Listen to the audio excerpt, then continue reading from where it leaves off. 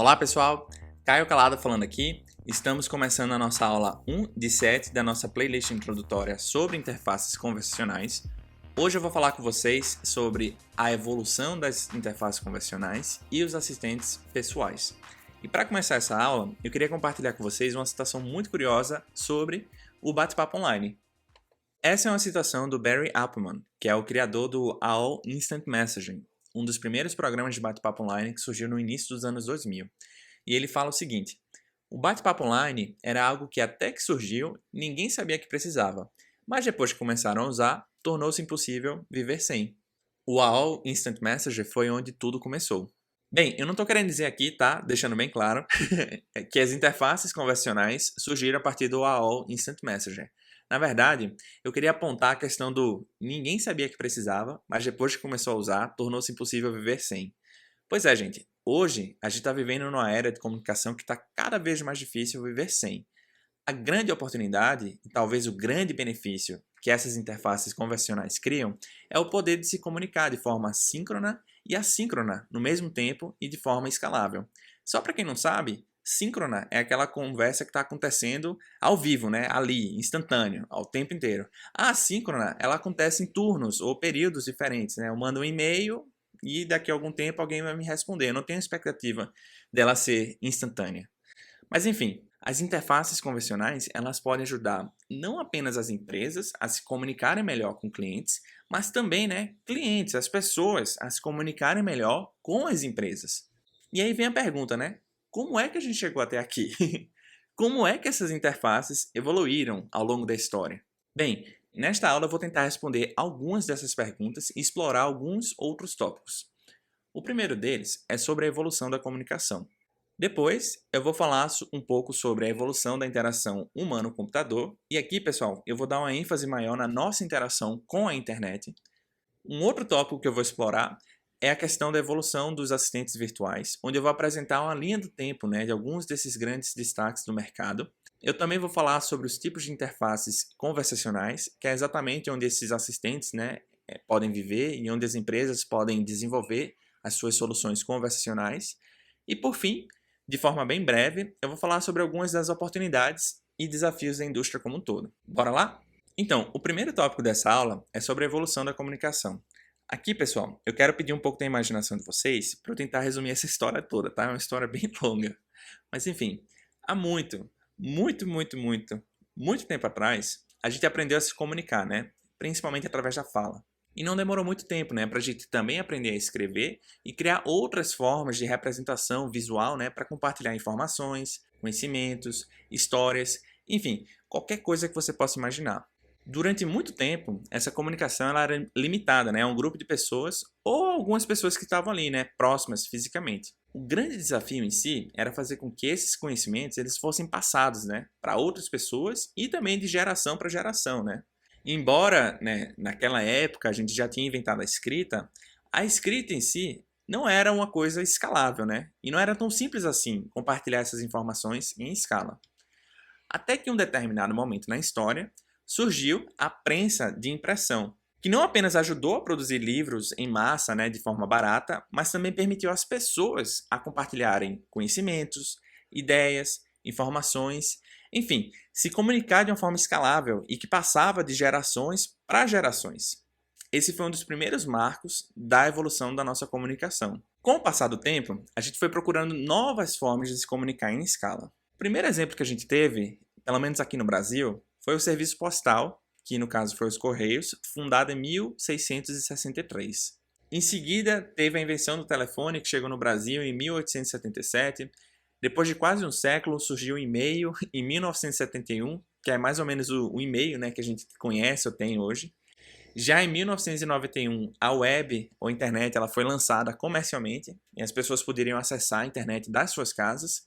Antes disso, a gente já tinha internet, mas apenas o governo e algumas instituições educacionais e de pesquisa podiam acessar. Em 1992, teve o primeiro SMS enviado e, finalmente, em 2007, houve o lançamento do que a gente considera hoje como smartphone, né? Que nesse caso, nesse episódio em particular, foi o lançamento do iPhone.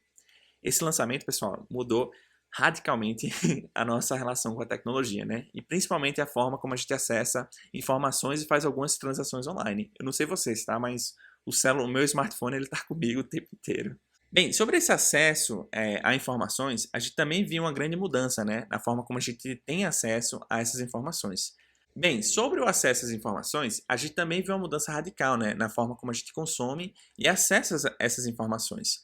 Considerando essa evolução como parte da evolução da comunicação em massa, primeiro a gente viu a ascensão dos impressos, né, como jornais e principalmente os livros, foi um dos primeiros. Depois surgiram as redes de transmissão, que primeiro veio o rádio e depois veio a televisão, e eventualmente essas comunicações foram para a internet, né? Principalmente devido aos blogs e aos e-mails, ou melhor, as newsletters, no qual também compartilhavam informações.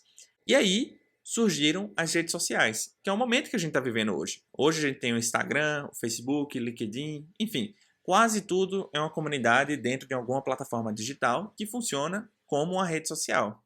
Mas enfim, toda essa evolução da comunicação em escala só foi possível devido à evolução das tecnologias como um todo. E aí surge o nosso próximo tema, que é a evolução da interação humano-computador. Para a gente falar sobre essa evolução e como essa área funciona, eu queria dar um foco em uma área que nem todo mundo fala, né, que se chama cibernética. É uma área bem raiz, que existe desde a década de 40 e 50, e para eu tentar resumir isso em poucas palavras, eu queria trazer uma citação do Rodrigo Scott, que explica esse conceito muito bem. A cibernética é uma janela que você enxerga como o mundo físico-mecânico funciona. Ela permite a visualização das coisas em um fluxo de troca de informações, de percepções, entendimento, decisões, avaliações, correções, responsabilidades e ações. Tudo para que o sistema prevaleça em seu ciclo de vida. Pois é, quando a gente fala de cibernética, a gente está falando de uma abordagem transdisciplinar para explorar esses sistemas regulatórios e intencionais, entender as suas estruturas, restrições e possibilidade como um todo. O conceito central da disciplina é a causalidade circular ou feedback, ou seja, os resultados das ações são tomados, como entradas para outras ações. Isso, pessoal, é uma definição bem objetiva para quem lida ou estuda a área de interação humano-computador. É bem parecido com a terceira lei de Newton, da física, sobre toda ação corresponde a uma reação, sendo que nesse caso, toda ação em algum sistema vai gerar uma determinada reação no sistema, nos sistemas integrados ao sistema e até mesmo na pessoa que está interagindo com o sistema. Então a área estuda essas interações, esses relacionamentos como um todo. Mas o foco aqui, pessoal, não é esse, tá? Eu não vou ficar falando sobre isso. O que eu quero dizer é que existem pessoas que estudam essa área e a partir das suas análises e aprendizados, desses estudos de relacionamento entre pessoas, sistemas e sistemas, por aí vai, elas ajudam e influenciam na evolução desses sistemas, principalmente na forma como a gente interage com ele, para que essas coisas elas se tornem relevantes para todas as partes, principalmente para as pessoas que estão interagindo com os sistemas. A cibernética em si, ela tem muito a ver com a ideia de ajudar as pessoas a atingirem os seus objetivos. Agora, considerando que esse sistema pode ser a internet, eu não preciso ir muito longe para dizer que a nossa interação com a internet, ela evoluiu muito com o passar dos anos. Por exemplo, em 1980, eu nem era vivo, tá? Só para dizer aqui para vocês. Mas, naquela época, quando as pessoas queriam acessar a internet, elas precisavam acessar um computador e programar. Sim, estou dizendo isso mesmo, programar o seu acesso na internet através do terminal do computador. Depois de alguns anos, um grupo de pessoas perceberam que isso era algo muito complexo e lançaram o primeiro browser com interface gráfica na década de 90. O nome desse browser, inclusive, se chama Netscape, onde as pessoas poderiam surfar a internet utilizando apenas o mouse e clicando em ícones, que eram abstração desses comandos que elas precisariam digitar no terminal lá na década de 80. Não demorou muito. Em 1995, houve o primeiro acesso à internet através de um telefone, mas aqui eu não estou falando ainda de internet móvel, ou mobile. E nos anos 2000 surgiram os primeiros smartphones, que revolucionou o acesso à internet e principalmente em relação à portabilidade. A internet agora, pessoal, ela não era mais restrita aos computadores, Agora ela era móvel. E aqui sim, eu estou falando de mobile. Sendo que aí, pessoal, a partir de 2010, começaram a surgir os assistentes pessoais, né, dessas grandes empresas de tecnologias, como o Google Assistant, Alexa, Siri, enfim, vários outros, fazendo com que a internet se tornasse mais acessível e pessoal, principalmente para as pessoas, né, que estavam conversando com esses assistentes. Afinal, todo mundo agora podia ter o seu próprio assistente, que poderia ser uma abstração, né, para consultas e pequenas tarefas na internet.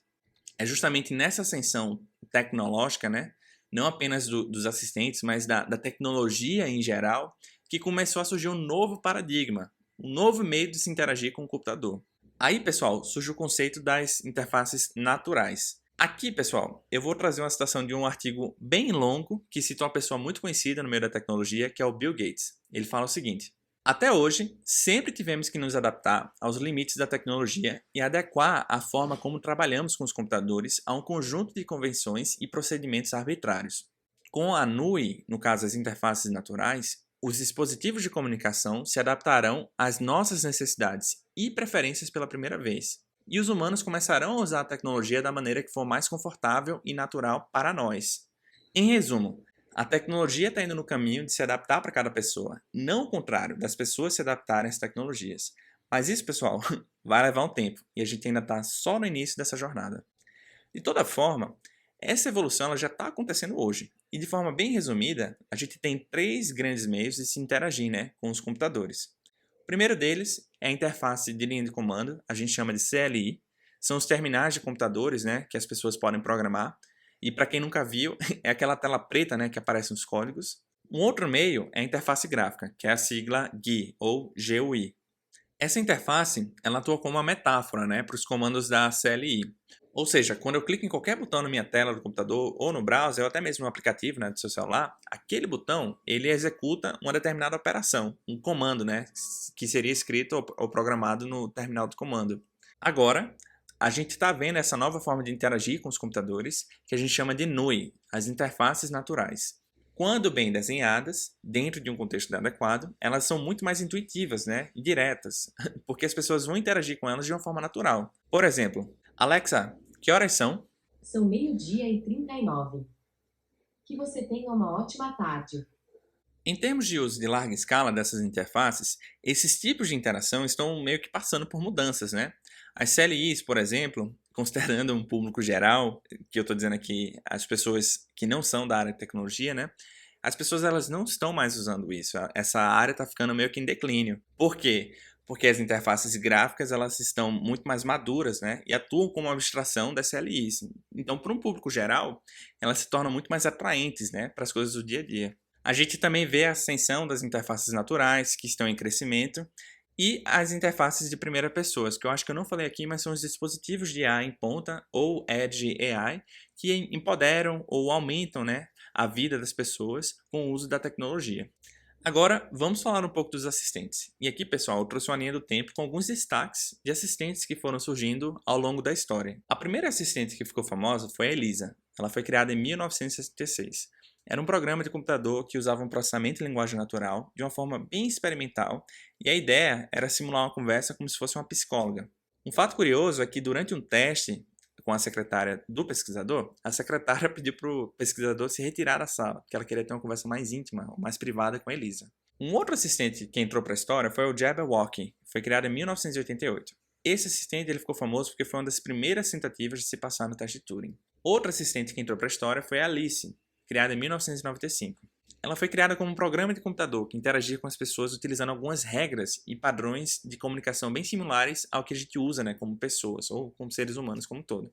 Ela foi inspirada no caso da Elisa, em 1966. Outro assistente que também ganhou destaque foi o Smarter Child. Foi um dos primeiros chatbots propriamente ditos, né? A gente, inclusive, se você pesquisar sobre ele, você vai encontrar o termo Chatterbot. Mas enfim, esse chatbot ele existia dentro de algumas de salas de bate-papo online e ficou bem famoso, né? Porque ele viralizou no AOL Instant Messaging, no Yahoo Messenger e também no antigo MSN. Ele teve mais de 30 milhões de pessoas, né, falando com ele, então cresceu muito. Foi um dos primeiros grandes cases, digamos assim. Tem também o lançamento do IBM Watson, que foi em 2006, e eu não sei se todo mundo sabe, mas ele foi projetado para participar de um programa de TV norte-americano, e hoje, né, ele está muito diferente do que era inicialmente. Em 2010, houve o lançamento da Siri, que é a assistente pessoal da Apple, que inicialmente não foi desenvolvida pela Apple. Tem até uma história engraçada, né, que envolve Steve Jobs, sobre a aquisição da startup que desenvolveu a Siri. E de 2010 em diante, pessoal, começaram a surgir vários assistentes dessas grandes empresas de tecnologia, né? Em 2012 foi lançado o Google Now, que hoje a gente conhece como Google Assistant. Em 2015 a Microsoft lançou a Cortana, que é a assistente da Microsoft, e tem um uso muito forte corporativo, além do uso pessoal, né? Tem também, em 2015, um outro lançamento, que foi o lançamento da Alexa, que é o serviço de voz assistente da Amazon Alexa. Teve também o extinto já, o M do Facebook, que também foi lançado em 2015. Foi um assistente pessoal que vivia dentro do Messenger e trazia algumas respostas e indicações bem contextuais às conversas. Hoje ele já não está mais tão presente quanto era antes, mas foi bem legal enquanto ele durou. Mas enfim, existem vários outros cases que eu não mencionei e mereciam estar aqui, tá? Nessa lista, sendo que tem muita coisa bacana acontecendo na história como todo. Tem até robô que ganhou cidadania, gente, que foi a Sofia. Enfim, eu poderia ficar aqui o dia inteiro falando. Mas enfim, eu queria fazer uma menção honrosa a alguns cases e destacar, né, algumas desses assistentes que foram importantes para minha trajetória pessoal. E, sendo bem sério, pessoal, eu acho que talvez eu não estaria aqui se não fosse essa galera. O primeiro deles é o Knowledge Navigator, da Apple. Em 2015, pessoal, eu tive a oportunidade de trabalhar para um grupo de pessoas bem específico no Vale do Silício, no qual essas pessoas foram as pessoas responsáveis por desenvolver e produzir esse conceito de uma interface conversacional da Apple, em 1985. Inclusive, esse vídeo fala sobre o futuro da internet e que, apesar de 30 anos, né, de ter mais de 30 anos depois do lançamento, ele está completamente presente na nossa realidade. O outro, talvez o mais recente, é a Mitsuko, que hoje se chama Cookie, que foi lançado em 2005 por Steve Wozniak. Em 2018 eu tive a oportunidade de conhecer e me aproximar um pouco, né, dele, que é o desenvolvedor dessa assistente. A Mitsuko hoje é o bot mais human-like, né, mais parecido com um ser humano do mundo. E vez ou outra eu converso com o Steve pelo LinkedIn e até mesmo pelo Facebook também. A última menção, porém não menos importante, é o robô Ed, que é um marco aqui para o Brasil, né? Eu tive a oportunidade de conhecer as pessoas que desenvolveram esse projeto através da comunidade Bots Brasil. E essas pessoas atuam no mercado há muito mais tempo que eu, né? Então, todo encontro que eu tenho é sempre a oportunidade para aprender coisas novas, né? Eu sempre estou admirado, assim, com as coisas que eu vou aprendendo e a gente vai trocando ao longo desse tempo, né? Mas, enfim, vamos falar agora sobre os tipos de interfaces conversacionais e quais são as casas desses assistentes virtuais, né? E aqui, gente, tem uma coisa muito importante para ser considerada. O meio é a mensagem. Se o meio muda, a mensagem precisa mudar também. O meio, nesse caso, são os tipos de interface. E é muito importante que você tenha consciência de que a conversa ela pode mudar de acordo com o tipo de interface que você estiver usando. Mas, no geral, a gente tem 3 grandes tipos de meios, né? O primeiro deles é o que eu estou mais familiarizado, que é o que eu tenho mais experiência, é o chat. Essas interfaces, elas utilizam o chat, as caixas de textos, né, e também os componentes de interface, como botão, carrossel, enfim. Utilizam o chat e esses componentes como principal meio de interação. Temos também as interfaces de voz, que têm algumas nuances e tipos de serviços diferentes, como voice bots, que são as skills da Alexa e as actions do Google, voice forward. Tem também as URAs, que são os 0800 de alguma empresa. Mas, Caio, tudo é voz? Pois é, tudo é voz, mas tem essas diferenças, né, em alguns aspectos. No geral, essas interfaces de voz, elas utilizam voz, né, como principal meio de interação. Aí a gente também tem o que a gente chama de multimodal, né, que são as interfaces híbridas. Elas utilizam tanto a voz quanto os componentes de interface, né, que pode ser o chat ou até mesmo a tela de um smart speaker. Eu mesmo tenho uma Alexa, que eu posso interagir com ela a partir das coisas que eu vou conversando com ela ou eu vou vendo na tela dela. Eu posso até clicar se eu quiser. Falando em Alexa, eu acho que isso aqui resume o que eu estou falando, né? Recentemente, a Alexa ganhou uma atualização no qual permite com que eu converse com ela como se fosse um chatbot. Mas eu não sei se todo mundo sabe, né? Mas a família de dispositivos da Alexa variam muito, assim. Alguns são apenas de voz e outros são multimodais, né? Que são os alto-falantes inteligentes com telas. Eu tenho uma tela parecida com essa tela que está aí do lado direito, mas é uma versão mais recente dela, um pouquinho diferente. Antes da gente ir para o nosso último tópico da aula, eu queria reforçar apenas uma coisa, tá, gente? Quando a gente fala dos tipos de interfaces conversacionais, a ideia de ser conversacional está contida, né? Interfaces conversacionais. Mas o que é esse tal do conversacional, né? Como é que a gente cria essa conversa? Apenas para resumir para vocês, eu trago essa citação do livro da Katy Perry que fala o seguinte: neste livro, Define o design conversacional com o significado de pensar a interação com o sistema de VUE, ou de voz, né, que vai muito além de um turno. Ou seja, eu falo, você fala, eu falo, você fala, eu falo, você fala, a gente vai conversando. Os humanos raramente têm conversas que duram apenas um turno. Crie além dessa única curva. Imagine o que os usuários podem querer fazer a seguir. Não os force a dar uma volta, mas antecipe e permita. Além disso, é vital manter um histórico recente do que o usuário acabou de lhe dizer. Conversar com um sistema que não consegue se lembrar de nada, além da última interação, cria uma experiência idiota e não muito útil. Mas enfim, guarda esse nome aí, tá, gente? Eu vou usar muito esse livro e eu vou trazer várias outras referências nas próximas aulas. Agora, vamos falar um pouco sobre as oportunidades e desafios da indústria como um todo. Deixa eu começar falando um pouco das oportunidades, tá? Tem uma citação muito interessante que pode ter tudo a ver com o momento que a gente está vivendo agora, que fala o seguinte: se a tecnologia trabalhar bem, você só tem que dizer o que precisa e o produto vai responder. E se pensar nos tempos de Covid-19, ter uma tecnologia que permita uma interface com outros aparelhos sem ter que tocá-los é uma solução muito boa e segura. Se a gente considerar a voz como interface nesse e em outros cenários, a voz em si ela já tem um grande papel, né, nas nossas vidas e já está moldando um pouco o comportamento das pessoas. Olha só alguns dados. Aqui no Brasil, por exemplo, 60% das pessoas já controlam o celular por voz, ao mesmo tempo que 90% das pessoas no Brasil elas enviam mensagem de voz. E agora vem um dado mais interessante que é em relação às novas gerações, né? 1,6 bilhão, tá, gente? BI, de crianças estão nascendo no mundo dentro dessa realidade de interface de voz. Agora imagina só você crescer com esse modelo mental, né? Onde você pode falar e as coisas vão acontecer. Enfim, não apenas voz, mas as interfaces convencionais como um todo, elas podem atuar, né, como uma interface universal. Elas podem ajudar no nosso acesso à informação, ajudando a simplificar e trazer essas informações relevantes de um formato conversacional, resumido e até mesmo acessível, né, digerível para as pessoas como um todo.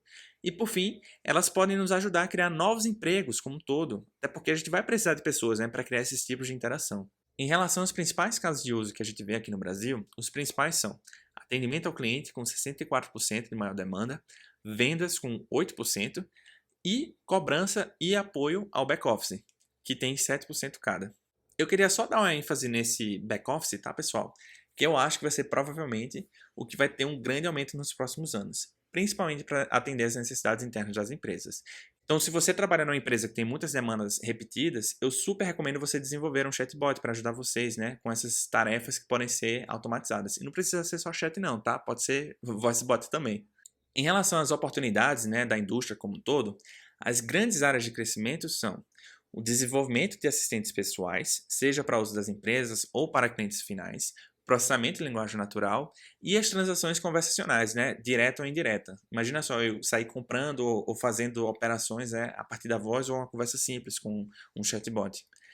Da mesma forma que a gente tem área de crescimento, a gente também tem algumas áreas de preocupação, né, e também desafios para os próximos 2 ou 3 anos. Os principais são Lei Geral de Proteção de Dados, no caso, as empresas elas precisam se adequar à lei, né, que já está em vigor.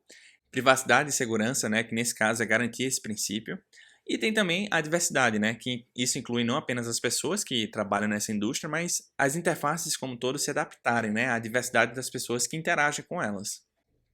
Mas enfim, eu acho que já apresentei muita coisa, tem muito conteúdo para você estudar, muitos links aí para vocês conferirem depois da aula.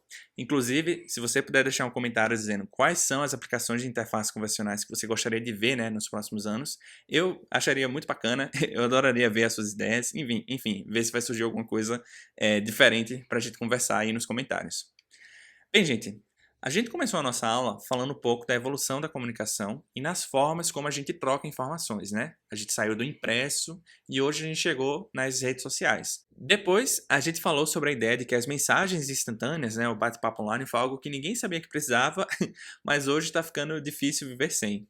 A gente também falou um pouco sobre a nossa evolução, né, da interação com os computadores, no qual a gente saiu das interfaces de linha de comando, evoluímos para as interfaces gráficas e agora a gente está vendo a ascensão, né, dessas interfaces naturais. A gente também viu uma breve linha do tempo de alguns assistentes. Depois a gente falou sobre os diferentes meios das interfaces convencionais, seja eles do tipo chat, voz ou interfaces multimodais. E a gente encerrou essa aula falando um pouco sobre algumas das oportunidades e desafios da indústria como um todo. E é isso, pessoal. Eu espero ver você na próxima aula, onde a gente vai falar um pouco sobre os principais casos de uso e tipos de plataforma. E antes de você ir embora, aperta o like aí nesse vídeo e se inscreva no canal, caso você ainda não tenha feito, né? Para receber avisos sobre novos conteúdos. E eu também, né? Eu posso ficar sabendo se vocês estão gostando desse conteúdo ou não. Beleza? Até a próxima. Tchau, tchau.